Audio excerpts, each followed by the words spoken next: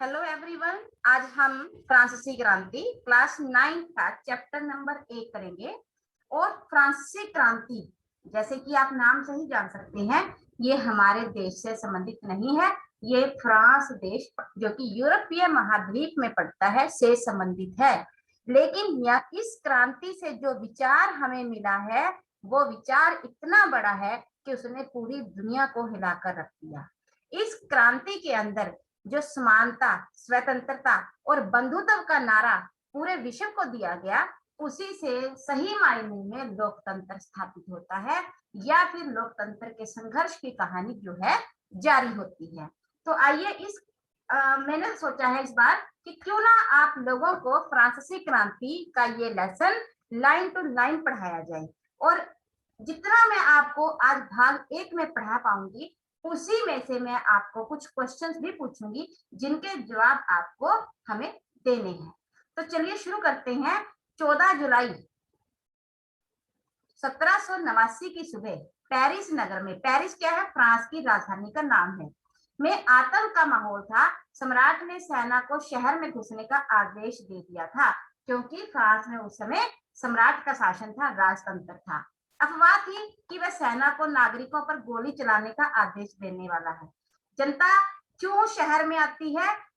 क्योंकि वो डरी हुई है। उधर से सेना भी शहर में आ चुकी है, क्योंकि ये अफवाह थी कि राजा ने, सम्राट ने सेना को कह दिया है कि आप नागरिकों पर गोली चला दीजिए।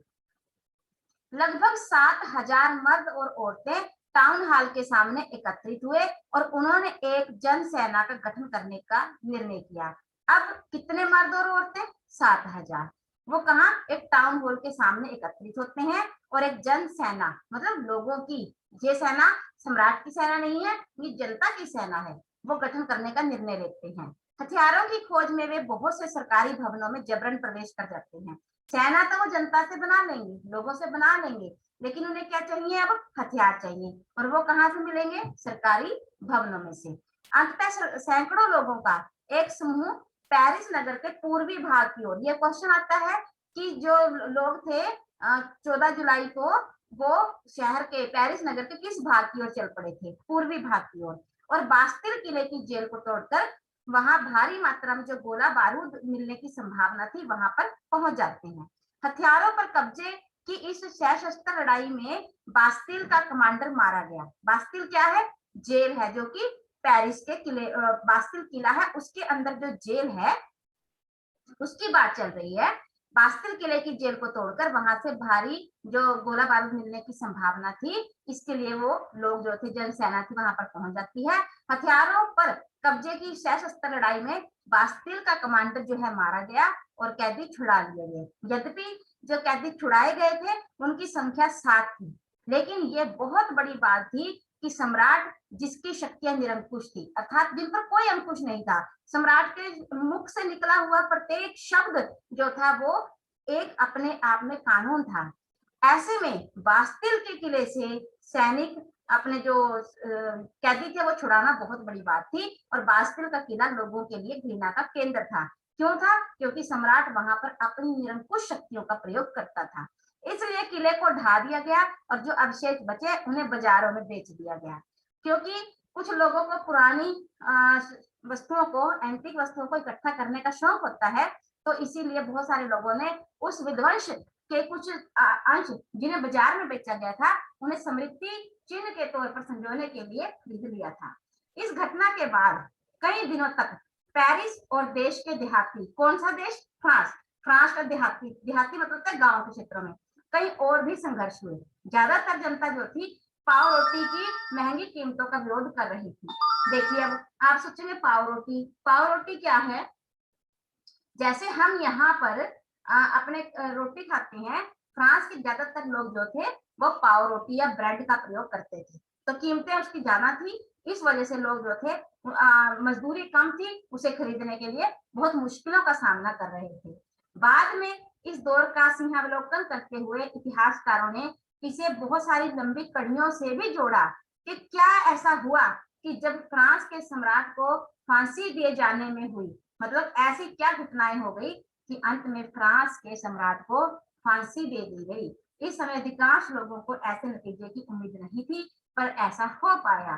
कैदी छुड़वा लिए गए और राजा को फांसी दे दी गई। लेकिन ये एक दिन की घटना नहीं थी, ये बहुत सारे दिनों की घटनाएं थी, जिसके पीछे बहुत लंबी कहानी कारणों की भी है। ये बास्तिल का ध्वंस है, अर्थात जब बास्तिल की जेल पर, बास्तिल के किले के अंदर जेल थी, उस पर जनसेना ने हमला कर दिया था, उसको ध्वस्त कर दिया था किले को, उसके बाद के अवशेष हैं। उसके बाद आता है 18वीं सदी के उत्तरार्ध में फ्रांसीसी समाज। ये आपको समझना बहुत जरूरी है। क्यों जरूरी है?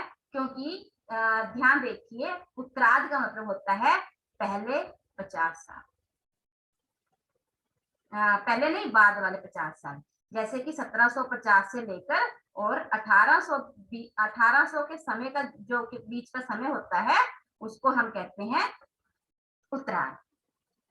तो सन 1774 में, अब हमारी जो फिल्म है एक हिसाब से वो बैक में चल रही है कि ऐसा क्या हुआ कि जिसका घटनाक्रम जो था 14 जुलाई 1789 को होता है। तो थोड़ी सी फिल्म जो है बैक में चलती है, ताकि हम फ्रांसीसी क्रांति के कारणों को समझ सकें। सबसे पहले क्या है कि 1774 में, यानी कि लगभग 15 साल पहले, बूर्बो राजवंश का, वहां पर कौन सा राजवंश का शासन था? बूर्बो राजवंश। क्यों कहा गया? क्योंकि ये एक ऐसा राजवंश था जिसमें उसी के परिवार का, उसी बूर्बो परिवार का ही व्यक्ति जो था राजा, और उसके बाद फिर आगे उसका बेटा, फिर उसका बेटा, ऐसे बोलते हैं, ऐसे परिवार को बोलते हैं राजवंश।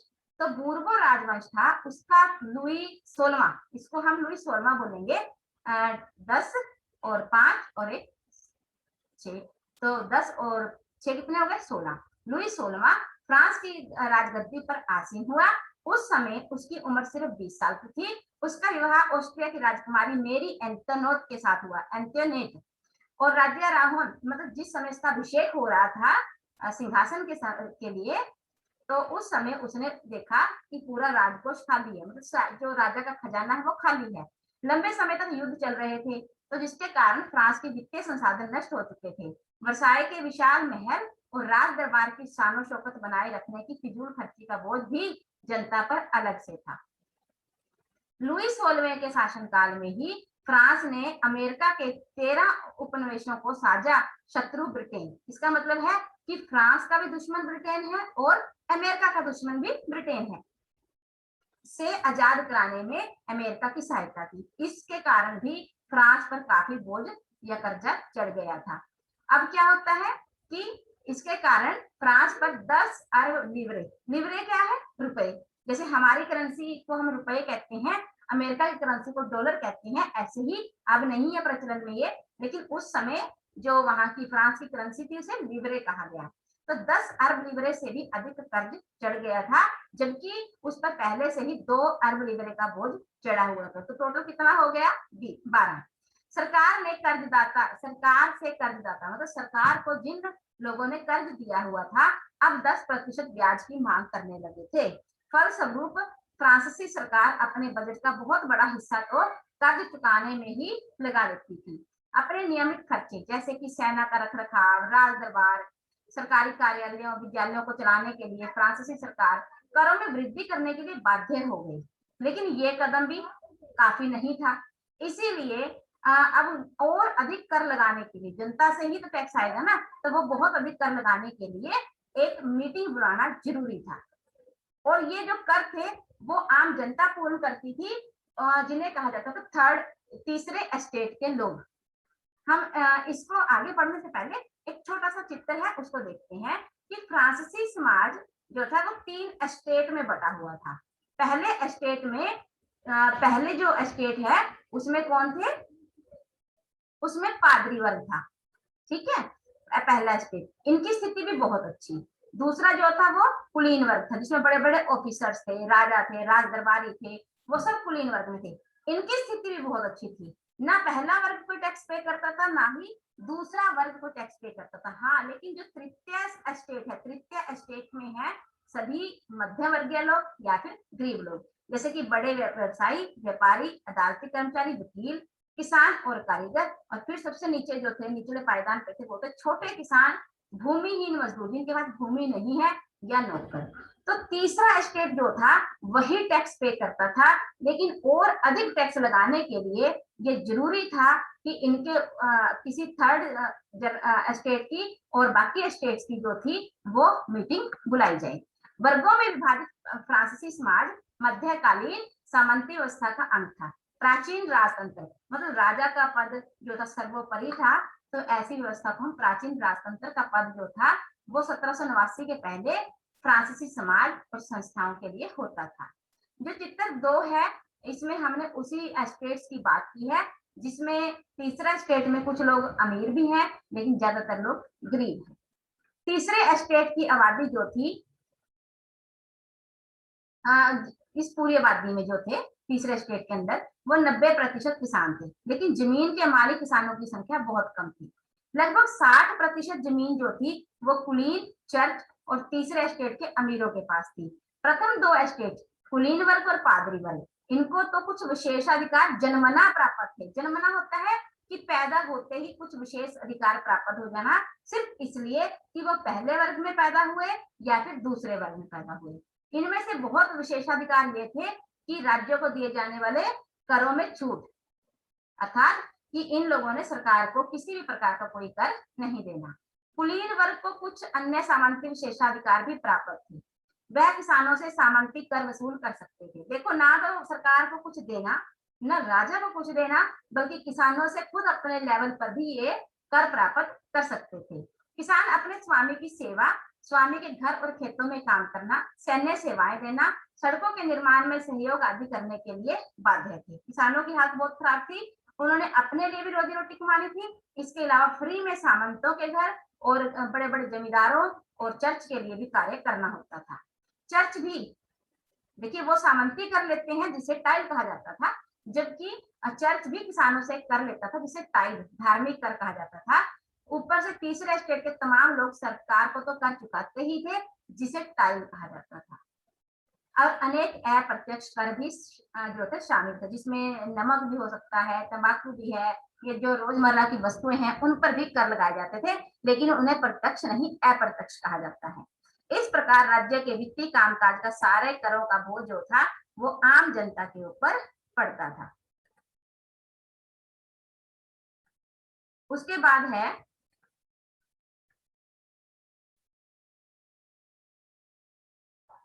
जीने का संघर्ष, कि आम जनता जो है वो किस प्रकार से संघर्ष कर रही थी, हम वो देखेंगे। फ्रांस की जनसंख्या 1715 में 2.3 करोड़ थी और 1789 में बढ़कर 2.8 करोड़ हो गई। अब अनाज अधिक चाहिए था क्योंकि लोग अधिक हैं, पाव रोटी की कीमतें दिन ब दिन बढ़ती जा रही हैं, मजदूरी जो है वो कम होती जा रही थी, क्योंकि मजदूरी जो थी वो कारखाने के मालिक तय करते थे, लेकिन मजदूरी महंगाई की दर से नहीं बढ़ रही थी। फलस्वरूप अमीर गरीब की खाई भी बढ़ती जा रही थी और लोगों के जीने के लिए जो स्थितियां थी वो भी जो विपरीत होती जा रही थी। लोगों पर रोजी रोटी का संकट पैदा हो गया था, जीविका संकट के नाम से भी जिसे जाना जाता है। मतलब जीविका संकट एक ऐसी स्थिति हो जाती है जितने कम से कम साधन एक व्यक्ति को जीवित रहने के लिए चाहिए होते हैं, वो भी लोगों के पास नहीं थे। उसके बाद है जीविका का संकट कैसे उत्पन्न हो सकता है। मान लीजिए फसल खराब हो गई तो लोग जो हैं उनके पास अनाज प्राप्त नहीं होगा। अब अनाज तो नहीं है और ना ही मजदूरी है, तो लोग गरीब लोग पाव रोटी नहीं खरीद पाएंगे, नहीं खरीद पाएंगे तो भुखमरी होगी, भुखमरी के कारण महामारी भी हो सकती है, अकाल भी, और फिर क्या होगा, मृत्यु भी हो सकती है। उसके बाद है उभरते मध्य वर्ग ने विशेषाधिकारों के अंत की कल्पना की। अब इसी समाज के अंदर जहां प्रथम वर्ग पादरी वर्ग है, द्वितीय वर्ग में कुलीन वर्ग है और तृतीय वर्ग जो है जो बहुत सारे करों को चुका रहा है, लेकिन तीसरे वर्ग में ही एक वर्ग आता है मध्य वर्ग, जो कि पढ़े लिखे लोगों का था, शिक्षित लोगों का था, जो नौकरी पेशा करते थे उन लोगों का था, जो धीरे धीरे ये आवाज उठा रहे थे कि जो प्रथम वर्ग के पास और द्वितीय वर्ग के पास इतनी सारी सुविधाएं हैं वो गलत हैं। तो इसी के तहत जो थी ये जिम्मेवारी तीसरे स्टेट के ऊपर आ जाती है। वो लोग जो समृद्ध थे कुछ और शिक्षित थे, वो नए विचारों के संपर्क में आ रहे थे। 18वीं सदी में एक नए सामाजिक समूह का उदय हुआ जिसे मध्य वर्ग कहा गया। ये आमतौर पर व्यापार करके पैसे कमाता था, ऊनी रेशमी वस्त्रों के उत्पादन पर से पैसे कमाता था, कुछ निर्यात भी करते थे, इसलिए इनकी स्थिति थोड़ी बेहतर थी। लेकिन ये अभी भी तीसरे स्टेट में थे और इन्हें लगता था कि हम वो सारे कर क्यों चुकाते हैं जो कि कुलीन वर्ग के लोग या प्रथम वर्ग के लोग जो है नहीं चुकाते। इसमें कुछ वकील भी थे और पेशेवर लोग भी थे, पढ़े लिखे भी थे, और उनका मानना यह था कि समाज के किसी भी व्यक्ति के पास जन्मना विशेषाधिकार नहीं होने चाहिए, अर्थात जन्म के साथ कुछ खास अधिकार मिलना। किसी भी व्यक्ति की सामाजिक हैसियत के आधार पर उनकी योग्यता होनी चाहिए।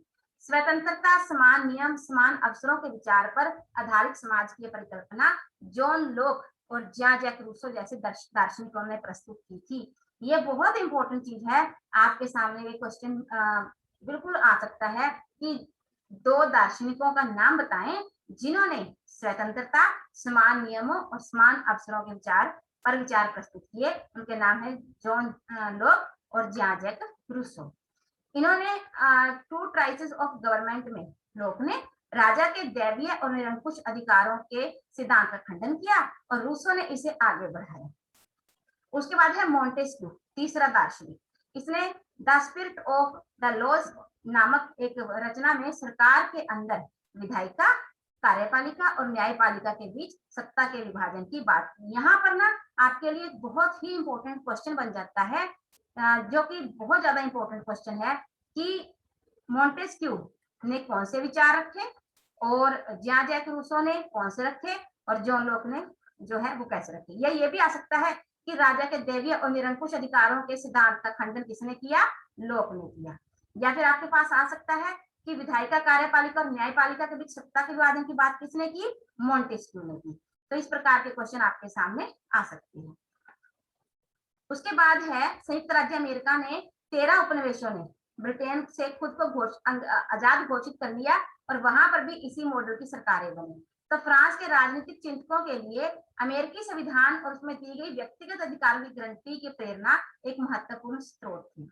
दार्शनिकों के इन विचारों पर कॉफी हाउस मतलब जहां पर लोग बैठकर कॉफी पीते हैं, या सैलून, सैलून क्या है जहां पर लोग बाल वगैरह कटवाने जाते हैं, वहां पर ये गर्मा गर्म बहसें हुआ करती थी कि रूसो के, मोंटेस्क्यू के, जॉन लोक के, ज्यां जैक रूसो के विचार मतलब इनके कितने बेहतर विचार हैं। और खुद फ्रांस ने तो अमेरिका के 13 उपनिवेशों को स्वतंत्र कराने में मदद दी और आज इन 13 उपनिवेशों की स्थिति कितनी बेहतर है।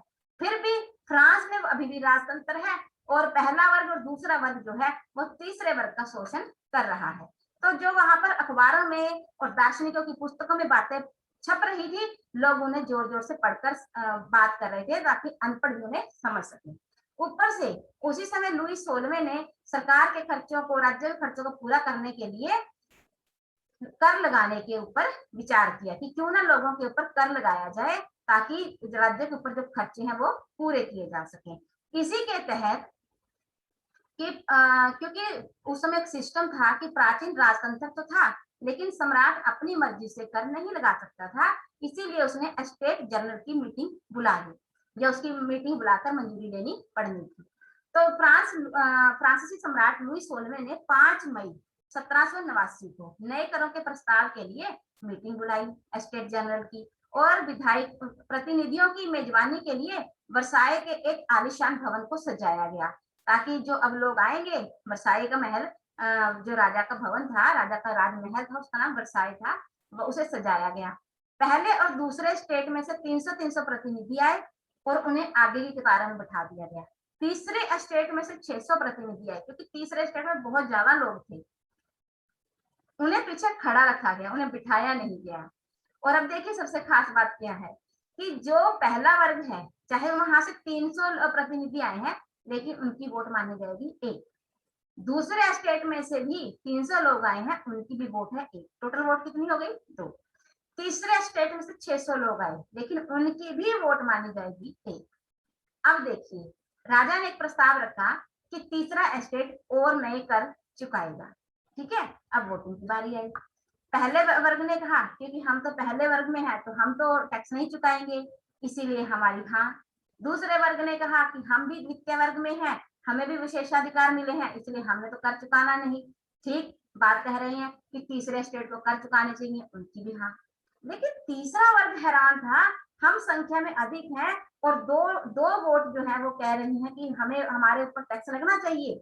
हम ज्यादा लोग हैं लेकिन हमारे पास एक वोट है कि हम कहते हैं कि टैक्स नहीं लगना चाहिए। तो टैक्स जीतेगा कौन? प्रथम वर्ग और द्वितीय वर्ग की वोट, क्योंकि वो दो हैं। तो ऐसे में तीसरे एस्टेट का प्रतिनिधित्व जो थे वो शिक्षित वर्ग कर रहे थे। किसान, औरतें और कारीगरों को सभा में प्रवेश वर्जित था कि वो सभा में नहीं आएंगे। तीसरे वर्ग से सिर्फ समृद्ध और शिक्षित वर्ग आएगा। हालांकि लगभग 40,000 पत्रों के माध्यम से शिकायतें तय की गई थी, लेकिन उनकी कोई मायने नहीं थे। एस्टेट जनरल के नियमों के अनुसार प्रत्येक वर्ग को एक मत ही देने का अधिकार था, जिसके तहत जो है अब तीसरे वर्ग पर जो है कर थोपने की तैयारी हो चुकी थी। रूसो ने अपनी पुस्तक द सोशल कॉन्ट्रैक्ट में प्रस्तुत किए थे अपने विचार। जब सम्राट ने इस प्रस्ताव को अस्वीकार कर दिया तो तीसरे एस्टेट के प्रतिनिधि विरोध जताते हुए सभा से बाहर चले गए। अर्थात जब दोनों वर्ग ने हाँ कर दी लेकिन तीसरा वर्ग ना करता रह गया और उनकी ना की नहीं चली, तो जिस वजह से वे सभा का बहिष्कार करके बाहर चले जाते हैं। तीसरे स्टेट के प्रतिनिधि खुद को संपूर्ण फ्रांसीसी राष्ट्र की प्रवक्ता मानते थे और 20 जून को ये प्रतिनिधि वर्साई शहर है कि इंडोर टेनिस कोर्ट में जमा होते हैं। वहां पर वो नेशनल असेंबली घोषित करते हैं और शपथ लेते हैं कि सम्राट की शक्तियों को कम करने वाला संविधान जब तक तैयार नहीं होगा तब तक ये नेशनल असेंबली भंग नहीं होगी। अब इस नेशनल असेंबली का नेतृत्व कौन कर रहे थे? मिराबियो और आबेशिये। ये बहुत इंपॉर्टेंट क्वेश्चन है क्योंकि मीराबे और आबेशिये का नाम जो है आमतौर पर बड़ी क्लासेस में जो एचटेट और नेट के पेपर होते हैं वहां पर भी आता है कि नेशनल असेंबली का नेतृत्व कौन कर रहे थे। मीराबेओ का जन्म खुद कुलीन परिवार में हुआ था, लेकिन वे भी सामंती विशेषाधिकारों के खिलाफ थे। दूसरी ओर जो आबेशिये है ये खुद एक पादरी थे, लेकिन ये भी पादरी के खिलाफ, पादरियों को दिए जाने वाले विशेषाधिकारों के खिलाफ थे। तो इस प्रकार वे दोनों ही चाहते थे कि इस समाज में समानता हो और सभी को बराबरी का अधिकार मिले। यह वही स्थिति है जब टेनिस कोर्ट में शपथ ली जा रही थी कि राजा जब तक कि कोई संविधान तैयार नहीं हो जाता नेशनल असेंबली जो है वो बनी रहेगी। जिस वक्त नेशनल असेंबली संविधान का प्रारूप तैयार करने में व्यस्त थी तब पूरे फ्रांस में आंदोलन चल रहा था। हालांकि कड़ाके की ठंड थी, जून के महीने में भी कड़ाके की ठंड थी, फसल मारी गई थी, पाव रोटी की कीमतें आसमान को छू रही थी। बेकरी मालिक स्थिति का फायदा उठाकर जमाखोरी करके लोगों को अधिक से अधिक रेटों पर पाव रोटी बेच रहे थे। ऐसे में औरतें जो थी वो बहुत गुस्से में थी और उन्होंने ऐसी दुकानों पर धावा बोल दिया। दूसरी तरफ सम्राट ने सेना को पेरिस में प्रवेश करने का आदेश दे दिया। क्रुद्ध भीड़ ने 14 जुलाई को बास्तिल की जेल पर धावा बोल दिया और उसे नेस्ता नाबूद अर्थात बिल्कुल खत्म कर दिया। देहाती इलाकों में भी गांव-गांव में अफवाह फैल गई कि जागीरों के मालिकों ने भाड़ों पर लठैत और लुटेरे बुला लिए हैं, वे पक्की फसल को तबाह करने पर निकल पड़े हैं। कई जिलों में भय से आंतरित होकर किसानों ने कुदार और बेलचों से ग्रामीण किलों पर आक्रमण कर दिया। ये किले जमींदारों के थे। उन्होंने अन्न भंडारों को लूट लिया और लगान संबंधी सभी दस्तावेज जला दिए। जगीरे छोड़कर लोग भाग गए, पड़ोसी देशों में जाकर उन्होंने शरण ली। अपनी विद्रोही प्रजा की शक्ति का अनुमान करके लुई 16वें ने अंततः नेशनल असेंबली को जो वो टेनिस कोर्ट में बनाई गई थी उसको मान्यता दे दी और मान लिया कि अब एक संविधान बनेगा जो सत्ता पर अंकुश लगाएगा। 4 अगस्त 1789 की रात को नेशनल असेंबली ने करों, कर्तव्यों और बंधनों वाली सामंती व्यवस्था के अनुमूलन का आदेश दे दिया, अर्थात ऐसी व्यवस्था जो गरीब लोगों पर कर लगाती थी उसका खात्मा कर दिया। पादरी वर्ग को भी कह दिया गया कि अब आपको कोई विशेषाधिकार नहीं मिलेगा। धार्मिक कर समाप्त कर दिया गया और चर्च के स्वामित्व वाली भूमि जब्त कर दी गई और अब कम से कम 20 अरब लिवरे की संपत्ति जो थी सरकार के हाथ में आ गई। उसके बाद है फ्रांस संवैधानिक राजतंत्र बन गया। कहने का भाव अर्थ है राजतंत्र तो अब भी है लेकिन उसे एक संविधान के अंदर काम करना होगा। नेशनल असेंबली ने सन 1791 में संविधान का प्रारूप तैयार कर लिया जिसका उद्देश्य था सम्राट की शक्तियों को सीमित करना। एक व्यक्ति के हाथ में केंद्रीकृत होने की बजाय अब इन शक्तियों को विशेष संस्थाओं, विधायिकाओं, कार्यपालिका और न्यायपालिका में विभाजित करके हस्तांतरित कर दिया गया। अर्थात सम्राट तो होगा लेकिन वो संविधान के तहत काम करेगा। सन 1791 में संविधान ने कानून बनाने का अधिकार नेशनल असेंबली को दे दिया। ये अप्रत्यक्ष रूप से चुनी जाती थी। कैसे? नागरिक जो कि निर्वाचक समूह का निर्माण करते थे, पुनः असेंबली के सदस्यों को चुनते थे। सभी नागरिकों को मतदान का अधिकार नहीं था। सिर्फ वही पुरुष जिनकी आयु 25 वर्ष से ऊपर थी और जो संपत्ति कर देते थे, ऐसे लोगों को सक्रिय नागरिक कहा, और कम से कम 3 दिन की मजदूरी के बराबर कर देते थे। केवल ऐसे ही पुरुषों को मत देने का अधिकार था। बाकी पुरुष और महिलाओं को किसी भी प्रकार का मत देने का अधिकार नहीं था। अर्थात अभी भी वो प्राप्त नहीं हुआ था जो प्राप्त होना चाहिए था। मतलब अभी भी एक ऐसा संविधान बनाया गया जिसमें केवल समृद्ध लोग ही शामिल थे और केवल पुरुष थे। महिला और गरीब लोगों को अभी भी किसी प्रकार के चुनाव में भाग लेने का अधिकार प्राप्त नहीं था। ये बहुत बड़ी समस्या थी आम लोगों के लिए। संविधान पुरुष और नागरिक अधिकार घोषणा पत्र के साथ शुरू हुआ। जीवन का अधिकार सबको मिला, अभिव्यक्ति की स्वतंत्रता का अधिकार मिला, कानून की बराबरी के अधिकार को नैसर्गिक और अहरणीय। इसका क्या अर्थ है कि नैसर्गिक जन्म के साथ सभी कानून के सामने बराबर होंगे और यह अधिकार किसी का नहीं छीना जा सकता।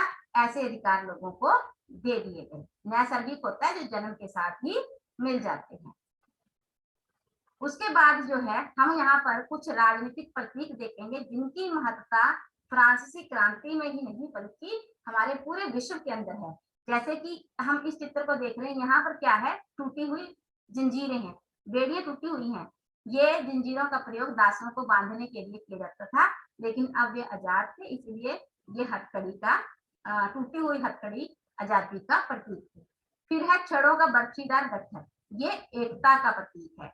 फिर तीसरा है त्रिभुज के अंदर रोशनी बखेरती आंख, ये सूर्य की किरणें अज्ञान रूपी अंधेरे को मिटा रही हैं। राजदंड शाही सत्ता का प्रतीक, मतलब जब राजा जो है किसी को भी अपने हिसाब से दंड दे सकता है तो उसे शाही सत्ता का प्रतीक माना गया।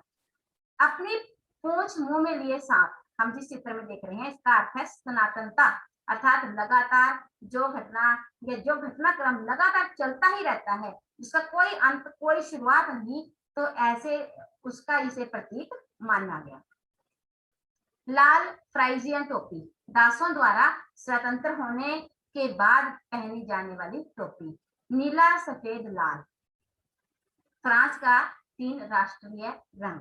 उसके बाद है डैनो वाली स्त्री, कानून का मानवीय रूप, अगर हम कानून पूरे संविधान को मानवीय रूप दें तो वो किस प्रकार से होगा। विधि पट, ये उनके जिसमें लिखा गया कि कानून सबके लिए बराबर है और कानून की नजर में सभी समान है। आज हम इतना ही पाठ करेंगे, कल हम नेक्स्ट आगे का पाठ करेंगे और मुझे उम्मीद है कि आप सबको ये लेसन समझ आया होगा। अब हम आपसे क्वेश्चन पूछते हैं और हमारा जो पहला क्वेश्चन है वो ये है कि फ्रांसीसी क्रांति के अंतर्गत जो सबसे मेन घटना यानी कि बास्तिल का जो विध्वंस हुआ वो कब हुआ, पहला क्वेश्चन। उसके बाद दूसरा क्वेश्चन हमारा ये है कि फ्रांसीसी क्रांति के समय फ्रांस का शासक कौन था। तीसरा क्वेश्चन है कि नेशनल असेंबली के गठन के लिए पूरी टीम का नेतृत्व किसने किया। आपने इन 3 प्रश्नों का उत्तर हमें अवश्य देना है। बाकी हम कल पढ़ेंगे और जानेंगे कि फ्रांसीसी क्रांति आगे क्या पूरे समाज तक और पूरे विश्व तक अपनी जो पकड़ है वो मजबूत कर पाई, क्या सभी लोगों को मत देने का अधिकार मिला या फिर से वापस राजतंत्र जो है सबसे ऊपर हो गया। इन सब बातों पर हम कल और आने वाली वीडियोस में चर्चा करेंगे। तब तक के लिए thank you so much and have a nice day.